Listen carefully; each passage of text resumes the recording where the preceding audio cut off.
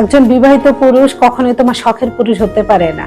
অন্য নারীর স্বামী কখনো তোমার প্রেমিক হতে পারে না। অন্য নারী সন্তানের বাবা কখনোই তোমাকে সুখে রাখবে না। এরা তোমাকে দেখাবে অনেক ভালোবাসে, তোমাকে ছাড়া বাঁচবে না, তুমি তার অক্সিজেন, তোমার জন্য দুনিয়া ছেড়ে দিবে।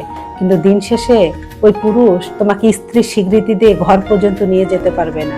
আমি এমনও পুরুষ দেখেছি শুধু স্বার্থ হাসিল করার জন্য বিবাহিত হওয়ার পর বউ বাচ্চার খোঁজ খবর না নিয়ে দ্বিতীয় নারীকে বিয়ে করে 2-3 বছর মজা মাস্তি করার পর দ্বিতীয় নারী যখন সন্তানের মা হয়, চেহারার একটু পরিবর্তন আসে, ওই নারীকে তখন ছেড়ে দিয়ে প্রথম স্ত্রীর কাছে চলে যায়।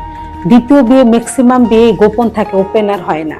স্ত্রীর স্বীকৃতি নিয়ে খুব কম মেয়ে দ্বিতীয় বিয়ে করার পর স্বামীর সংসারে যেয়ে দাঁতে সংসার করতেছে সাহস নেই।